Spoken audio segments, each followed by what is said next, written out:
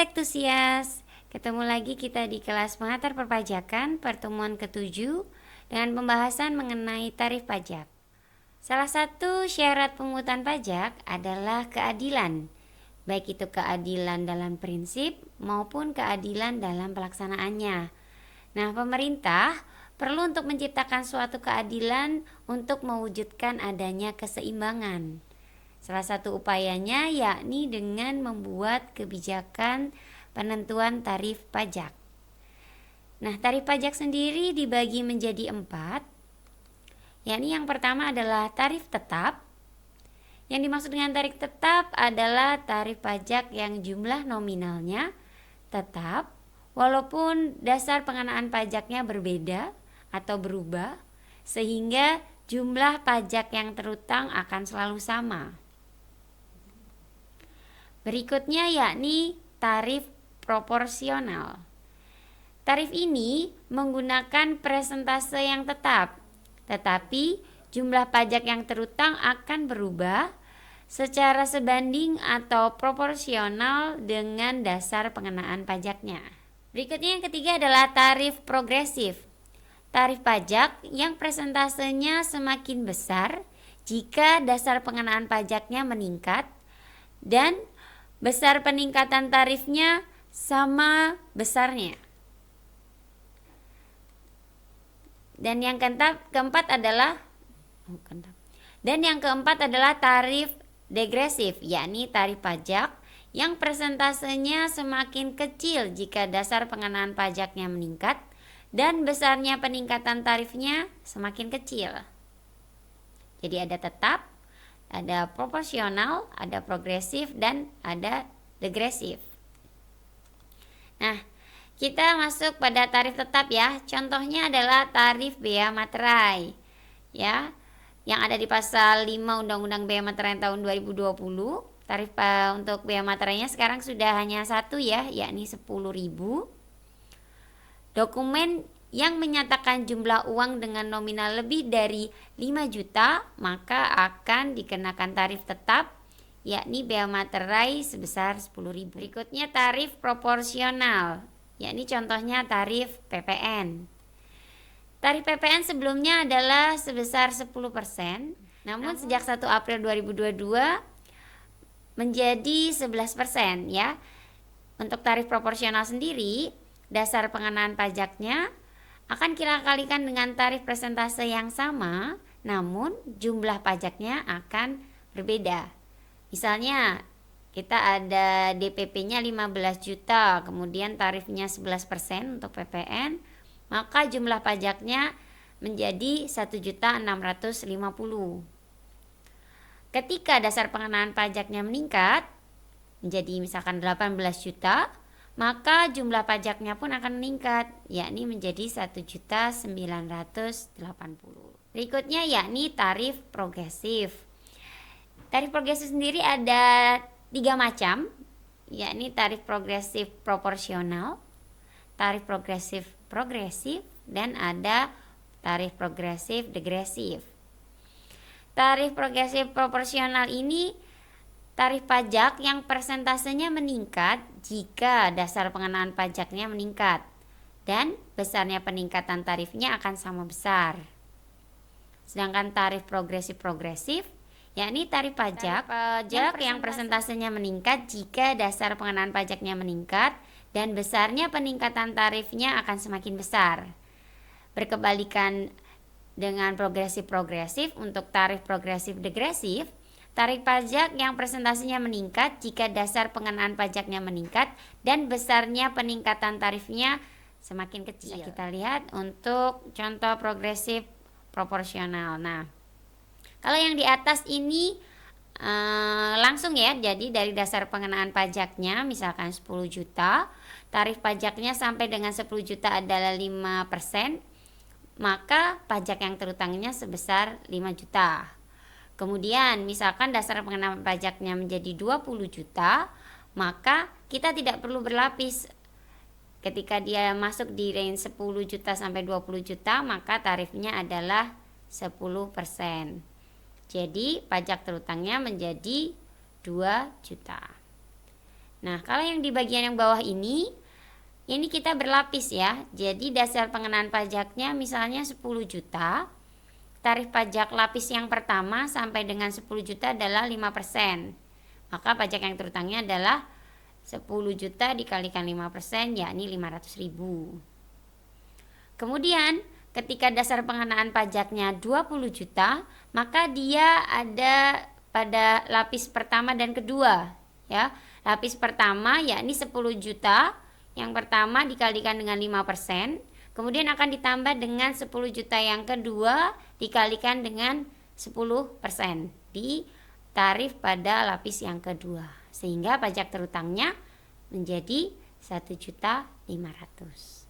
Tapi peningkatan tarifnya sama kalau progresif proporsional ya. Nilainya peningkatan tarifnya akan sama. DPP-nya itu meningkat, maka tarif pajaknya meningkat. Nah, sedangkan progresif dengan tarif yang meningkat berdasarkan dasar pengenaan pajak yang meningkat, maka kita bisa lihat di tabel ini bahwa jika sampai dengan 10 juta pertama 5%, kemudian 10 juta sampai 20 juta yang kedua adalah 10%, berikutnya lapis yang ketiga adalah 20 juta sampai 30 jutanya 20%, maka ada peningkatan tarifnya dari 5 menjadi 10% dan lapis yang terakhir menjadi 15%. Bagaimana? Contohnya misalkan kita DPP-nya sudah di angka 40 juta, maka dia akan kita hitung dari lapis yang pertama, yakni 10 juta pertama kita kalikan 5%, ditambah dengan 10 juta range antara 10 sampai 20 juta ini, yaitu 10 juta yang kedua kita kalikan dengan 10%. Berikutnya 20 juta sampai 30 juta, ini range-nya tetap 10 juta ya, itu kita kalikan dengan 20%, dan yang terakhir untuk 10 juta yang terakhirnya kita kalikan dengan 35%, maka pajak terutangnya menjadi 7 juta. Nah, kalau tadi progresif peningkatan tarifnya semakin tinggi, tapi kalau progresif degresif berkebalikannya, DPP-nya naik, tarifnya ini juga naik, tapi peningkatan tarifnya semakin menurun ya. Nah, berikutnya kita ke tarif degresif. Tarif degresif juga sama dengan yang sebelumnya kita bahas ini ya, yaitu progresif. Namun ini pembedanya adalah ketika tarif pajak presentasenya menurun, namun dasar pengenaan pajaknya meningkat ya, akan kita bedakan dari tarif degresif proporsional, tarif degresif progresif, dan tarif degresif ya. Untuk tarif degresif proporsional, tarif pajak yang presentasinya menurun jika dasar pengenaan pajaknya meningkat dan besarnya penurunan tarifnya sama besar. Untuk tarif degresif progresif, tarif pajak yang presentasinya menurun jika dasar pengenaan pajak meningkat dan besarnya penurunan tarifnya akan semakin besar. Untuk degresif, maka tarif pajak yang presentasinya menurun jika dasar pengenaan pajaknya meningkat dan besarnya penurunan tarifnya akan semakin ya. Kalau degresif proporsional ya, penurunan tarifnya akan sama, DPP-nya semakin meningkat kalau kita perhatikan, namun tarifnya justru semakin turun. Ini untuk degresif proporsional. Kalau degresif progresif ya, di sini dasar pengenaan pajaknya itu meningkat, tapi tarif pajaknya presentasenya menurun dan penurunan tarifnya itu semakin tinggi. Kalau untuk degresif yakni baik untuk tarif pajak maupun penurunan tarifnya akan semakin rendah walaupun dasar pengenaan pajaknya tinggi ya. Misalnya dia sudah pada dasar pengenaan pajak 40 juta. Berapa pajak terutangnya jika menggunakan degresif? 10 juta yang pertama itu tarifnya besar 40%. Nah, tapi 10 juta yang kedua turun tarifnya menjadi 35%. Kemudian ditambah dengan 10 juta yang kedua, 10 juta yang ketiga dikalikan dengan 20% dan 10 juta yang keempat dikalikan dengan 5%, sehingga pajak berutangnya sebesar 10. Setelah kita mempelajari 4 tarif tadi, ada juga tarif Bentham ya. Tarif ini merupakan modifikasi dari tarif proporsional dengan memberikan jumlah tertentu sebagai batas tidak kena pajak, sehingga hanya dikenakan atas jumlah yang melebihi batas tidak kena pajak. Misalnya ada objek pajak ya 10 juta, batas objek tidak kena pajaknya 10 juta, maka DPP-nya adalah 0. Tarifnya 5%, karena DPP-nya 0 maka jumlah pajaknya tidak ada ya. Kemudian dia objek pajaknya 20 juta, batas tidak kena pajaknya 10, maka DPP-nya adalah selisih antara objek pajak 20 juta dikurangi dengan batas objek tidak kena pajak 10 juta. Dasar pengenaannya adalah 10 juta dikalikan dengan tarif 5%. Nah, tarifnya ini kan sama ya, proporsional sama 5%. Gitu. Yang perlu diingat, tarif Bentham merupakan modifikasi tarif dari proporsional.